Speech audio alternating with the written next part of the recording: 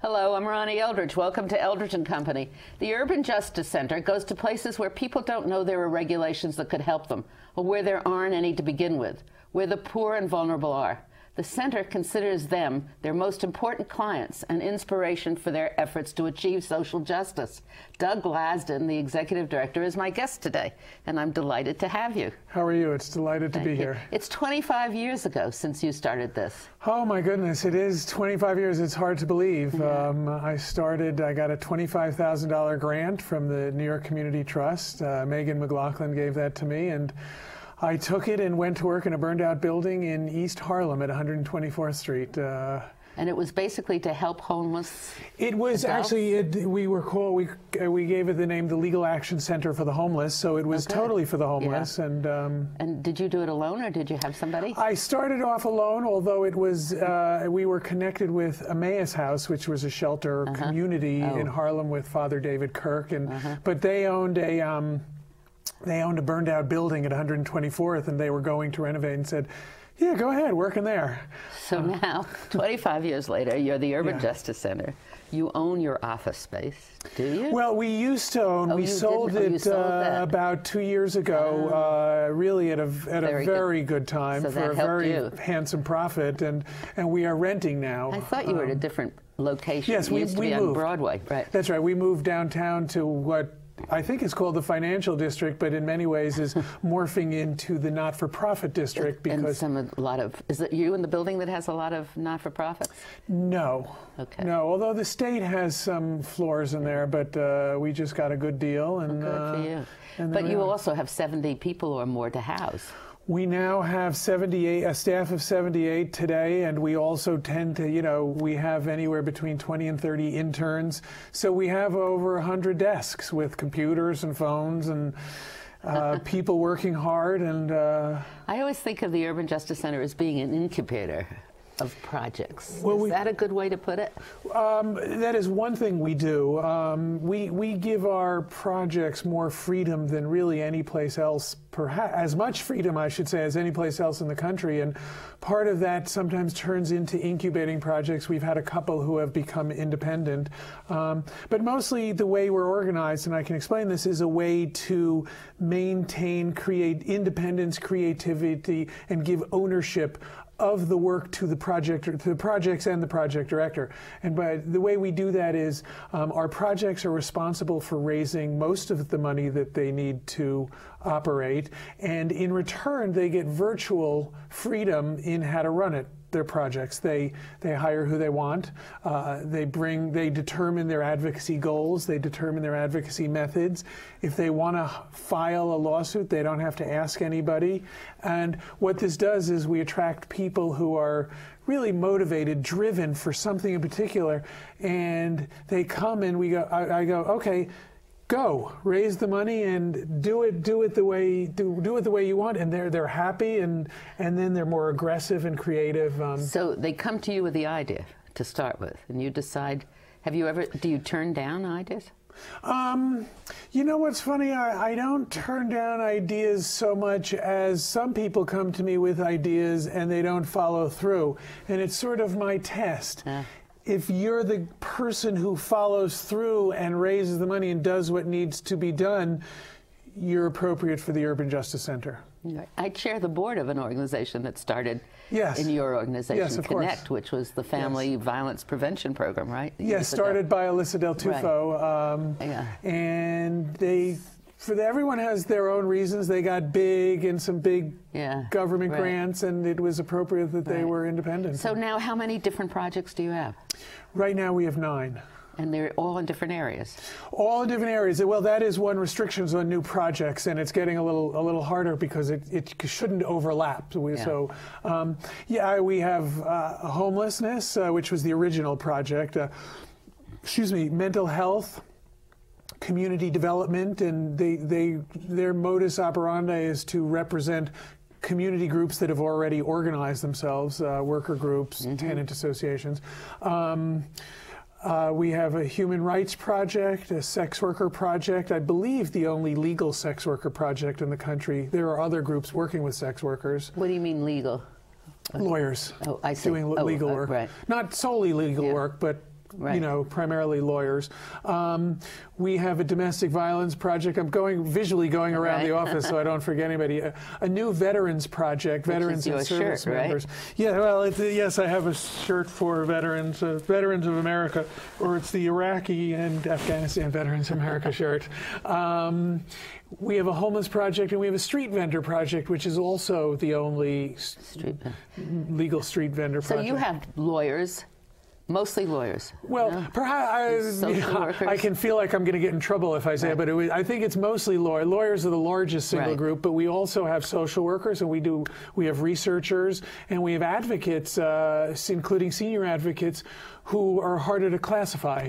The director of our Human Rights Project is not an attorney. I believe she has a graduate degree, but she's... So each self-contained group then goes ahead and organizes and do whatever they want. Yeah. Whether it's a class action suit, whether it's offering legal assistance. Yeah. I like to say we're limited only in our methods only by our creativity. In other words, we can have class action lawsuits, and we can have reports, and we can help people to organize, and we can do work with government, work against government, depending on the government and the particular people within it. In other words, we don't like, I would not say we are a legal advocacy office. We are an advocacy office. Right. And what do you, how do you judge the impact you've made? Oh, that's a hard one in advocacy. Well, yes, it is possible to do it, but it's not possible to do it to a science. I mean, parts of it are, how many cases have we brought? How many cases have we won? How many clients have we referred? How many, how many people have we kept in their housing? How many people have we gotten to housing? So you can judge some of it, and how much money have we won for people? And we're able to quantify those things. It's a little harder to quantify something else when you bring attention to a problem. Madeline Garcia Bigelow for the last few weeks has done a lot of press around the domestic violence issue with Rihanna and whatever his name is. It's hard to measure the benefit of that, but there's a lot of benefit there. So a lot of what we do, we can measure, and we do, and some of what we do is very hard to measure, yet just as important. And you work with other organizations. We work, that's one of the things we do. As you said in your introduction, we go into the community. We go into soup kitchens. We go into shelters. We go into drop-in centers. And we go into community groups. Last year, we worked with over 200 community groups. A lot of those, we provided legal assistance, and we supported them. And a lot of those, we worked with them. We are a very community-minded organization. And you find lots of things. I mean, that's how you find out what's happening in a district or what the needs are, isn't it? By going and talking to people? No question about it, yeah. That's that's sort of how I started my work. When I represented homeless people, I went into soup kitchens and set up legal clinics and soup kitchens. And it's what we do on a formal basis, a little different than almost all the other legal organizations. Some of them do it, but we do it sort of. It's an integral part of the way we operate. Lawyers should leave their office. We should be in soup kitchens. We should be in hospitals. We should be in prisons. We should be in people's homes. And you see things that you won't see if you stay in your office. And I think that traveling into poor neighborhoods and poor people's homes and institutions that deal with the poor is legal work. So it doesn't also leave you with much patience when there's a big discussion about whether you have tax increases for people with incomes over $250,000. I think if you look at our society and how we've divided up our resources over the last 30 years, there's been a tremendous increase in the wealth of the smallest 2 to 5%, and thank you to President Obama and the state government and Governor Patterson. I think I'm not sure if I'm not sure who's responsible in the state. I think he might not be leading that charge, but I think that's not only is part of covering our costs now, but I think it's part of making society a little fairer and better. I think a fairer society is a better, which doesn't mean that I would, you know, we don't want to give everybody the same amount of money and the same income. That wouldn't be good either. But a little more fairness. How did you come about to do these kinds of things? I mean, you told me you grew up in Scarsdale. Yeah. A nice suburban boy. Yeah. You know, that's a very interesting and difficult question.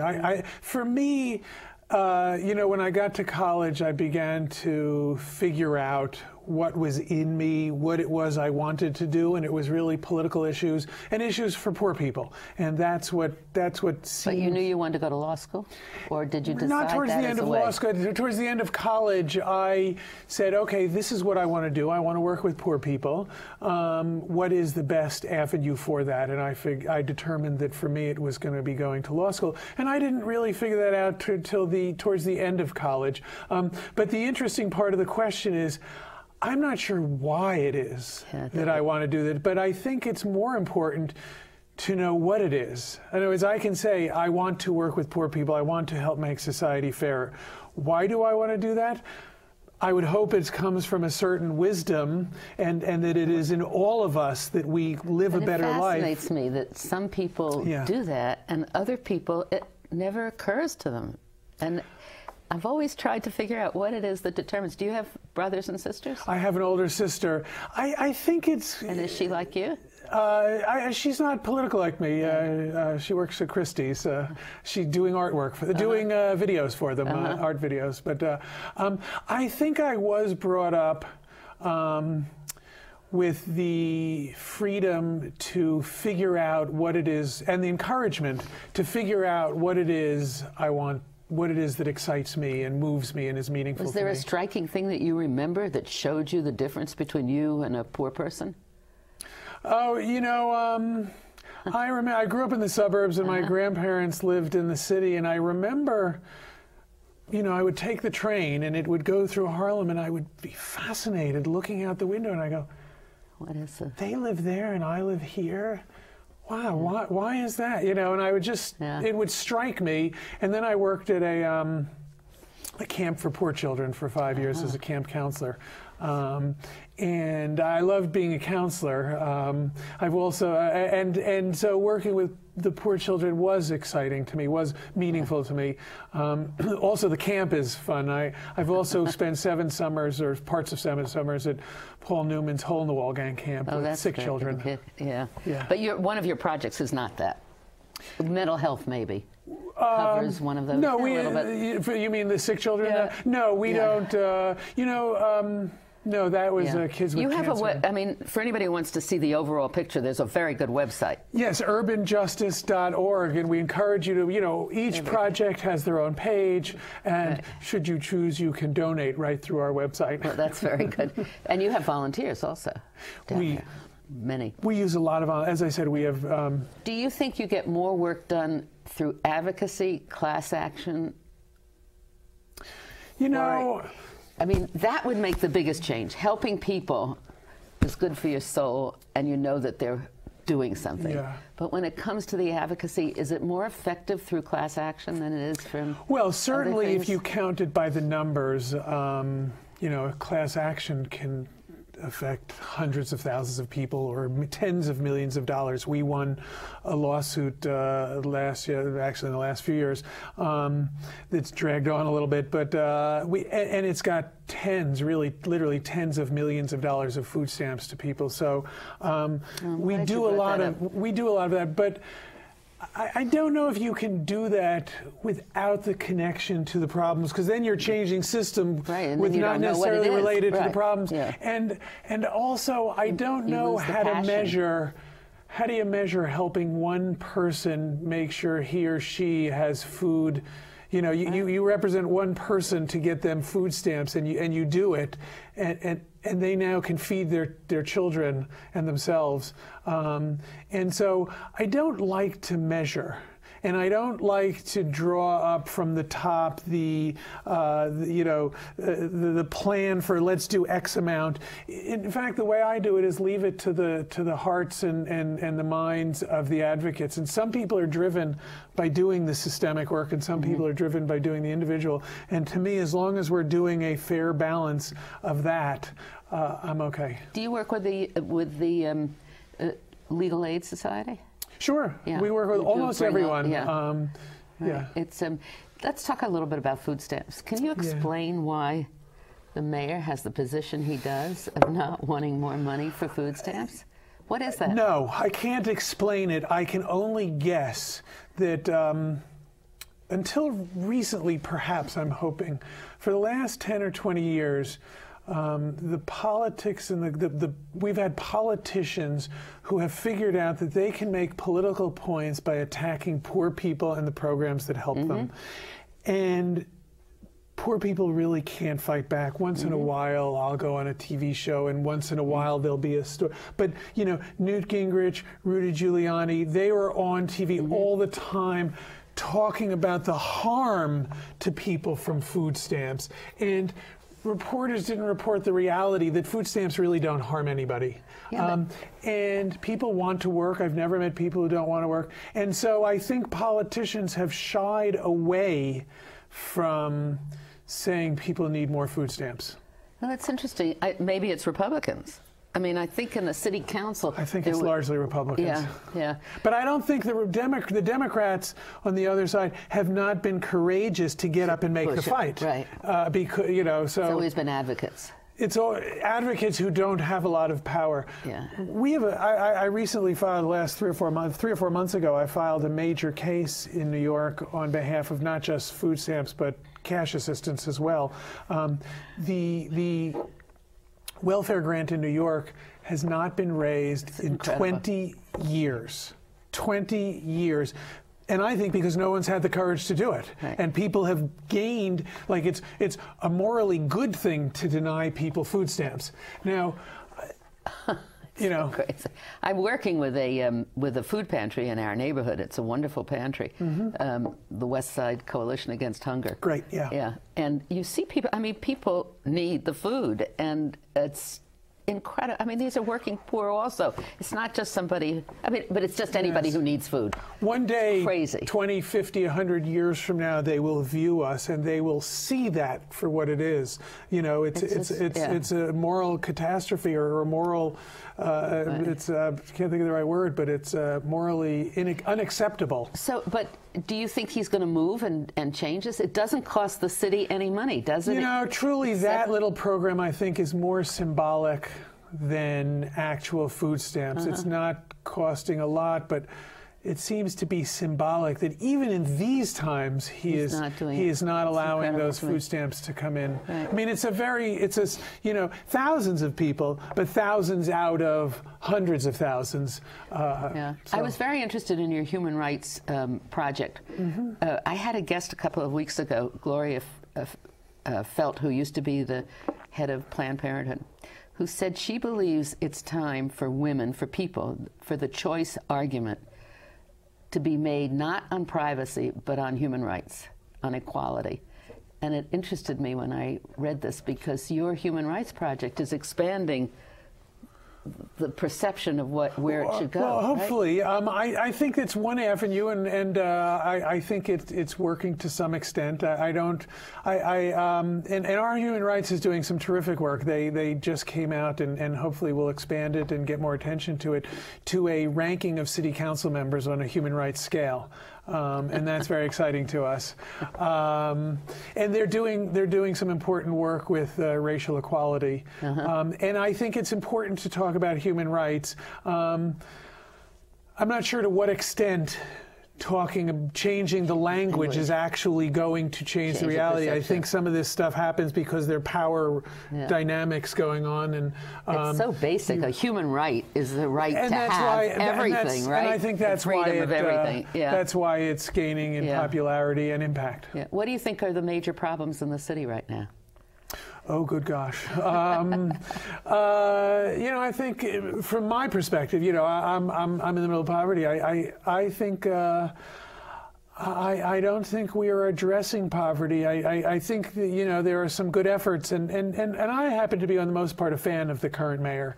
I think, you know, he's certainly done things I disagree with, but I've now been around in New York since 1981, and you've seen a lot of them. The bar wasn't very high. Well, that's always a problem. You know, that is a problem. Yeah. So, and you know, it's politics, and politics is compromise, and we have to get. I can't get the person I want, but I can get the, you know, the things you want to have sort done. of the best yeah. thing. But I think, look, I think we need to see poverty for the destructive force it is, and get smart about it, and have the city departments coordinating with each other. You know, we had a war on poverty that had some success, some real successes, but a piece of that war on poverty was taking, you know, good thinkers and putting resources into designing and thoughts and creativity, and not everything worked, and not everything's going to work no matter what, but it was the concern and attention.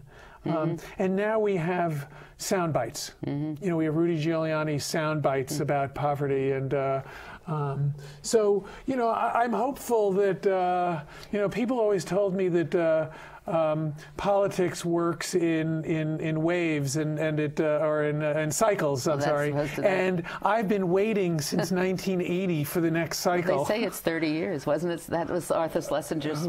Oh, I don't know premise, if it's 30 years. Then, you know. Then you're right on target. Yes, thank goodness. Look at what we have in the White House. Yes, and things. You know, the first indications are things might be turning. Yeah.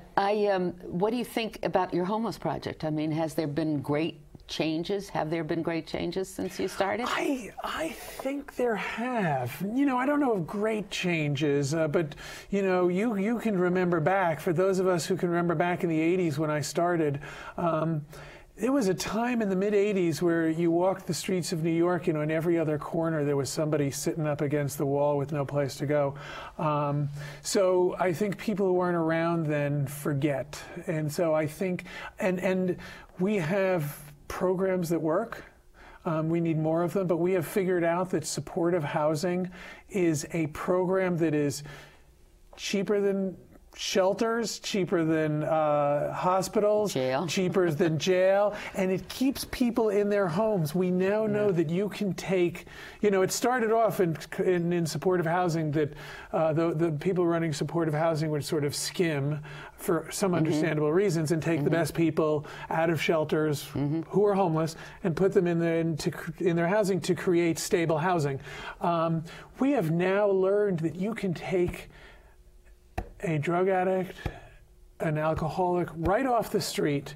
You put them into supportive housing, they get cleaned up, you have supportive housing, the supportive services, and I think the figures are really 95% of them are there 5 years later. But we still have a lot of individuals in shelters, don't we? And of course, yes, the families, it's a whole different story. I started with the homeless in the 70s. Yeah, okay. And then that's there aren't that many people who were there before I was. Welfare hotels, and the SROs, and all of those things that really, the urban renewal that dislocated all the people and started the whole run. That was, you know, I am not doing this on a daily basis, so I don't know those numbers. I believe the numbers in the shelters are as high as they've ever been.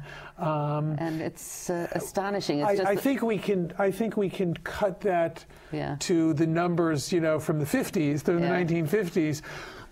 Excuse me, if we really put a little more resources towards this supportive housing. So this is one thing. You have all these creative people and you have these creative projects, and then you also have some comments about elected officials. Why aren't you incubating the next level of people from these organizations and communities to go into public service as an elected official? Oh, I was with you right until that last phrase, because one thing we are proud of at the Urban Justice Center is we get a lot of young people, people out of college, people out of graduate school, and they come and we train them and they learn, and then they go, you know, we have wonderful people all over who I like to talk to. Politicians, trained politicians. I don't mean politicians, public officials. Oh, public officials. Who should be the our political leaders, some of them. I think we have some people who go into, not that many. We've had some. The lethargy on the part of the public in this city when they elect local officers is astonishing. It's a little bit of a machine in each neighborhood. Yeah. And I live in the Upper West Side, and it might be the biggest machine of them all. That's true. You were from the Upper West Side, right? Yeah, but I was never part of that machine. No. But it's a little scary if you've ever if you've ever opened it up and looked on the inside. It's a very it's an astonishing phenomena. I don't know. You go to other places. I mean, I always feel when I go to a national convention or something, maybe it's just that I don't know it as well, you know, but the caliber of many of our officials is so mediocre. I don't want to put you on the spot. I'm still working with them, but you know, you never who was it? Winston Churchill. You don't want I forget his exact phrase, but democracy is a lousy form of government. Only it's better than everything else out there. Right, that's true. And you've never thought of running for office? No, I don't. It's the money and the ego and the shallowness and the. It's very hard. I think it's sort of. I think. If with the Kennedy, I think if somebody said you can be a representative, I would do it. But to go through all that, and it gets increasingly difficult. Yes, you really have to have money, and they spend all their time raising money. If the world had more people like you, it would be a better place. That's very nice of you. And I urge people to look at your website again and to think about helping. So thank you very much, Doug. Thank you for having me on. Yeah, thank you. Very nice to see you.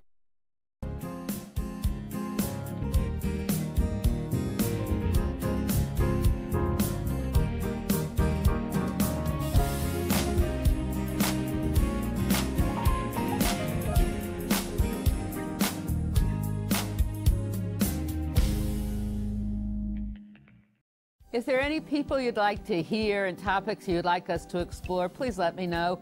You can write to me at CUNY TV, 365 Fifth Avenue, New York, New York, 10016, or you can go to the website at cuny.tv and click on Contact Us. I look forward to hearing from you.